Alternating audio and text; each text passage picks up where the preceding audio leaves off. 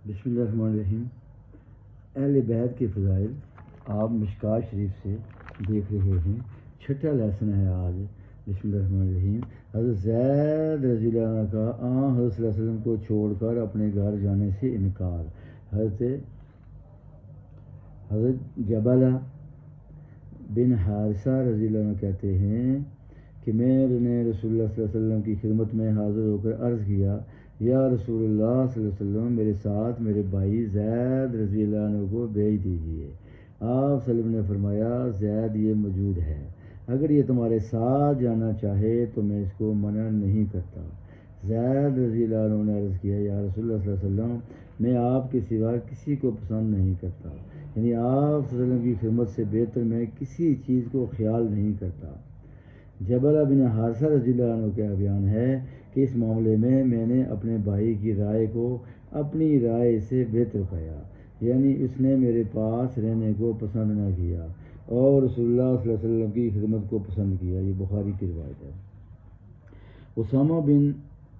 اسامہ کے تئیں شفقت و محبت کا اظہار۔ حضرت اسامہ بن زید رضی اللہ عنہ کہتے ہیں کہ جب رسول اللہ صلی اللہ علیہ وسلم اس بیماری میں جس میں آپ صلی اللہ علیہ وسلم نے وفات پائی بہت کمزور ہو گئے تو میں اور دوسرے لوگ مدینے میں آئے۔ رسول اللہ صلی اللہ علیہ وسلم نے اسامہ رضی اللہ عنہ کی ماتحتی میں ایک لشکر تیار کیا تھا جو مدینے کے باہر کھڑا تھا۔ آپ اس کو روانہ کرنے نہ پائے تھے کہ بیمار ہو گئے۔ اسامہ رضی اللہ عنہ اور دوسرے لوگ اسی لشکر میں سے مدینہ واپس آئے تھے۔ میں حضور صلی اللہ علیہ وسلم کی خدمت میں حاضر ہوا تو اس وقت آپ علیہ السلام خاموش تھے، یعنی طاقت گویائی جاتی رہی تھی۔ رسول اللہ صلی اللہ علیہ وسلم نے مجھ کو دیکھا اور اپنے دونوں ہاتھوں کو میرے اوپر رکھا اور پھر ان کو بلند کیا۔ میں سمجھ گیا کہ رسول اللہ صلی اللہ علیہ وسلم میرے لیے دعا فرما رہے ہیں۔ ترمذی کہتے ہیں یہ حدیث غریب ہے۔ آگے دیکھیں، حضرت عائشہ رضی اللہ عنہ کہتی ہیں کہ رسول اللہ صلی اللہ علیہ وسلم نے اسامہ رضی اللہ عنہ کی رینٹ کو صاف کرنا چاہا۔ میں نے عرض کیا، آپ رہنے دیجیے، اس کام کو میں کروں گی۔ آپ نے فرمایا، عائشہ رضی اللہ عنہ، تو اسامہ رضی اللہ عنہ سے محبت کر، اس لیے کہ میں اس سے محبت کرتا ہوں۔ ترمذی۔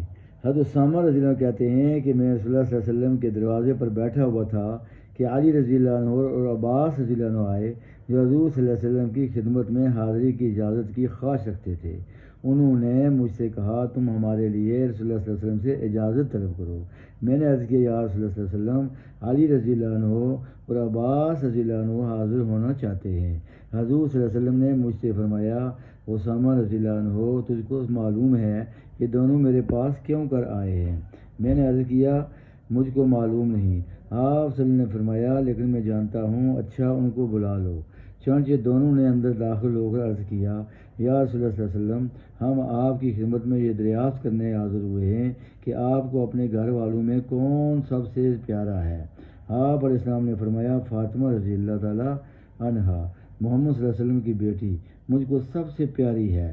علی رضی اللہ عنہ اور عباس رضی اللہ عنہ نے عرض کیا، ہم آپ کے گھر والوں کی بابت پوچھنے نہیں آئے بلکہ ہمارا سوال اقربا سے ہے۔ آپ نے فرمایا، میرے اہل میں مجھ کو سب سے زیادہ محبوب وہ شخص ہے جس پر خدا نے اپنا انعام و فضل کیا ہے، اور میں نے بھی اس پر انعام و احسان کیا، اور وہ اسامہ رضی اللہ عنہ بن زید ہے۔ علی رضی اللہ عنہ عباس رضی اللہ عنہ نے عرض کیا، اور اسامہ رضی اللہ عنہ کے بعد آپ نے فرمایا، پھر علی بن ابو طالب رضی اللہ تعالیٰ عنہ۔ عباس رضی اللہ عنہ نے عرض کیا، یا رسول اللہ صلی اللہ علیہ وسلم، آپ نے اپنے چچا کو اپنی اہل بیت میں آخر میں رکھا۔ آپ نے فرمایا، علی نے ایجت میں تم پر سبقت کی ہے۔ ترمذی۔ حسن رضی اللہ عنہ صلی اللہ علیہ وسلم سے بہت مشابہ تھے۔ حضرت عقبہ رضی اللہ عنہ بن حارث رضی اللہ عنہ کہتے ہیں کہ ابو بکر رضی اللہ عنہ نے عصر کی نماز پڑھی، یعنی اپنے عہد خلافت میں، پھر آپ ٹہلنے کو چلے۔ آپ کے ساتھ علی رضی اللہ تعالیٰ عنہ بھی تھے کہ ابو بکر رضی اللہ عنہ نے حسن رضی اللہ عنہ کو بچوں کے ساتھ کھیلتے دیکھا، ان کو آپ نے اٹھا لیا اور اپنے کندھے پر بٹھا لیا اور کہا، میرا باپ فدا ہو، یہ نبی صلی اللہ علیہ وسلم سے بہت مشابہ ہے، علی رضی اللہ عنہ سے نہیں۔ علی رضی اللہ عنہ یہ سن رہے تھے اور ہنس رہے تھے۔ بخاری۔ شہید اعظم رضی اللہ عنہ کے سر مبارک کے ساتھ ابن زیاد کا تمثل و استہزاء۔ حضرت انس رضی اللہ عنہ کہتے ہیں کہ ابو عبداللہ بن زیاد کے سامنے حضرت حسین رضی اللہ عنہ کا سر مبارک لایا گیا اور ایک تشت میں رکھا گیا۔ ابو عبداللہ سر مبارک کو لکڑی سے جنبش دیتا تھا اور کہتا جاتا تھا ان کے حسن میں ایک بات ہے، انہیں عجیب حسن پایا ہے۔ انس رضی اللہ عنہ کا بیان ہے کہ میں نے اس سے کہا خدا کی قسم اہل بیت میں حسین رضی اللہ عنہ رسول اللہ صلی اللہ علیہ وسلم سے بہت مشابہ تھے۔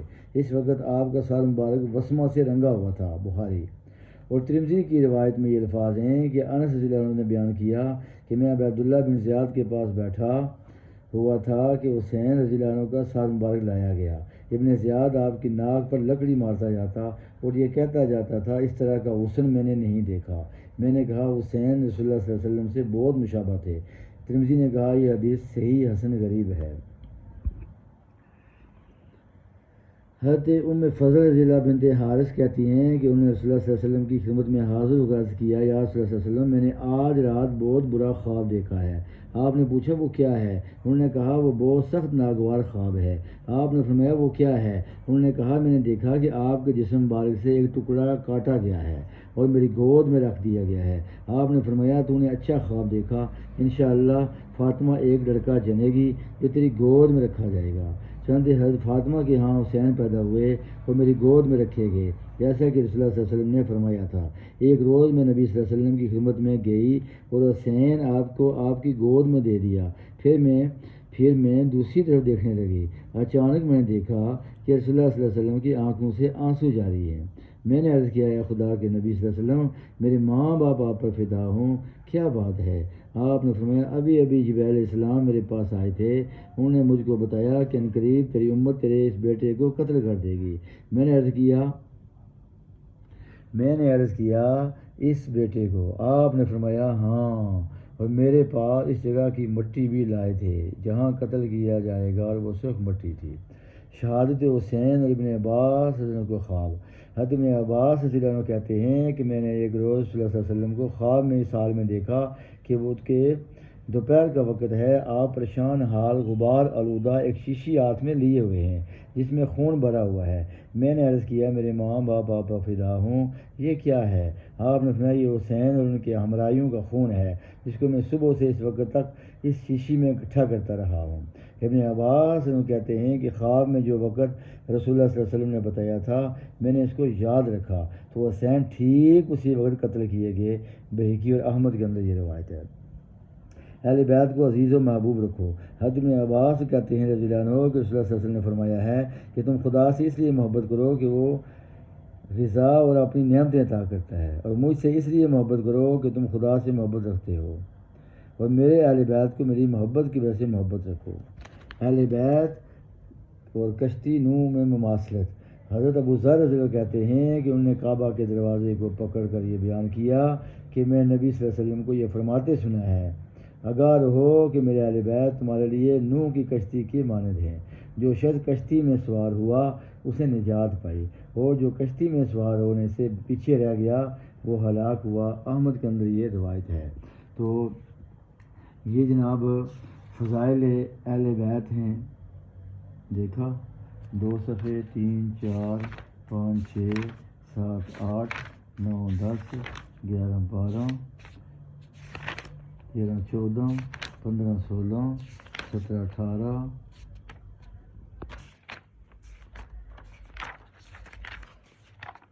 17 یہ کتنے صفحے مشکات شریف کے اندر اہل بیت کے موجود ہیں۔ ایسے ہی بخاری شریف کے اندر مشکات، مسلم، ترمذی، ابن ماجہ، ابو داؤد، تو ہر اسلامی جو کتب ہماری سیاستہ کے علاوہ بھی ان کے اندر بھی اہل بیت کے فضائل موجود ہیں۔ یہ کہنا کہ جو سنی لٹریچر پڑھتے ہیں اس میں اہل بیت کا ذکر نہیں ہے، یہ نہیں درست بات، یہ سری غلط بات ہے۔ تو اس طرح کی باتوں میں نہ آئیں۔ سوشل میڈیا پر لوگ گمراہ کرنے کی کوشش کرتے ہیں، جہاں صحابہ کے فضائل کے ان کتابوں میں ہیں وہاں اہل بیت کے بھی ہیں، وہاں اور لوگوں کے بھی ہیں۔ تو صحابہ اور اہل بیت دونوں سے محبت یہ ایمان کی نشانی ہے۔ آج ہمارا یہ چھٹا پارٹ ختم ہوا، انشاءاللہ آگے مزید چلیں گے۔ فی امان اللہ، السلام علیکم۔